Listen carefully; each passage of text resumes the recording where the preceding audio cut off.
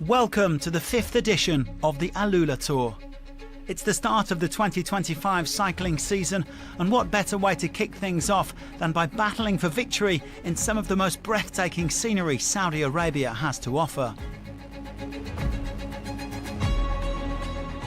118 riders from 17 teams will take the start line this Tuesday, and there's something for everybody over the next 5 days. Sprints, punchy climbs, and the ever-present threat of echelons. One of the standout names here is Tom Pidcock. The British star is set to make his debut for Q36.5 after leaving the Ineos Grenadiers over the winter. Yeah, I felt a big weight off my shoulders, big sense of relief, bit sense of freedom. So it was really refreshing and motivating. Refreshing to come somewhere new. I've never raced here before. Yeah, nice new experience. Stage wins or GC this week? Yeah, both. They will come together, I think. The AlUla Tour always attracts a stellar sprint field, and the man to beat is no doubt Tim Merlier. He won 2 stages and the points jersey last year. If I can win a stage here, I will be really happy. Of course, you won 2 or 3, but it's already difficult to win one race, so we will see if I can go home with the first victory of the season. Probably Merlier's biggest rival this week will be Dylan Groenewegen, who was diminished by illness last year, and this is an important race for his team, dell'AlUla, in the home of their title sponsor. Yeah, I feel a lot better than last year. Also last year, I did my start, and then we get second on this stage. But I felt also a little bit sick, and after it was only worse and worse. So I'm happy that I'm here again, and looking forward to make it a good week. Another man to watch is Arvid de Klein of Tudor Pro Cycling. The Swiss team have big ambitions this year, and they've already tasted victory over in Spain with Mark Hirschi. Yeah, it's more motivation, I would say. If I see Mark winning, it's nice to see, and it's good for the team, and I would like to do the same today. Well, the man who stunned the field to win this stage last year, Casper van Uden, will be helping Fabio Jakobsen this time around as part of the Picnic Posternel sprint train.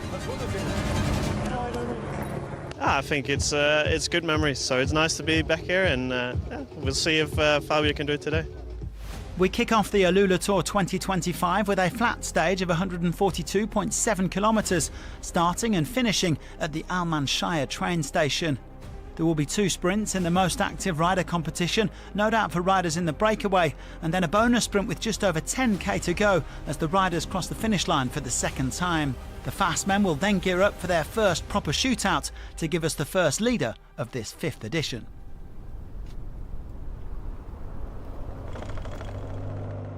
The temperature hovering at just under 20 degrees today. Nice sunny weather to get this race underway with no real wind to speak of. 6 riders got into the day's breakaway, and unsurprisingly several of them were representing the 3rd Division Continental teams we've got used to seeing at this race. Masaki Yamamoto from JCL Team Ukyo of Japan, Mohamed Rosli of the Terengganu cycling team, they're from Malaysia, and Kongfob Thai Matchai from the Thai outfit Rujai Insurance. Well, they were joined by 2 riders from the Saudi national team, Abdulaziz Al Abdul Munim and Wavel Al Kulaif. And also a familiar name, Alexander Vinokourov, son of the former Olympic champion. He's taking part in this race alongside his twin brother Nicholas on his father's team, XDS Astana. The peloton keeping them on a tight leash with the gap under 2 minutes. Well, here are the riders who have won this race, the last 3 of them victorious on the Queen stage to the sky views of Harata Wairid.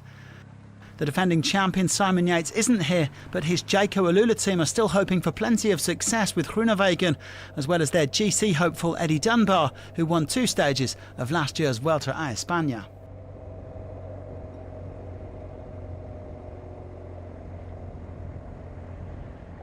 Over 60% of this peloton have never ridden the AlUla Tour before, and 4 of them are part of the Saudi national team, here to learn from some of the best in the business.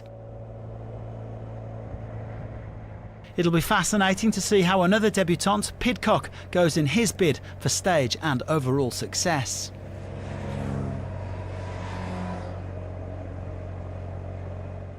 The breakaway were soon making their way past the remarkable Manshiyah as the two Saudi riders were dropped.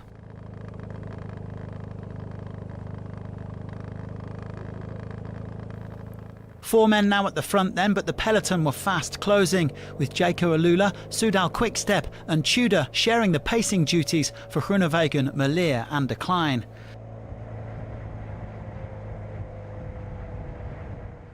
And one of the stage favourites then had a minor issue with around 40k to go. Merlier quickly back underway on a new bike, and he was soon back in the bunch.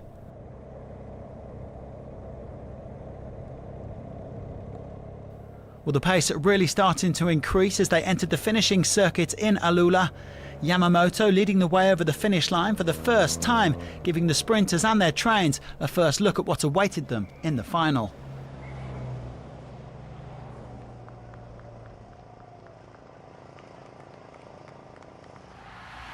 The breakaway all swallowed up then with under 20k to go.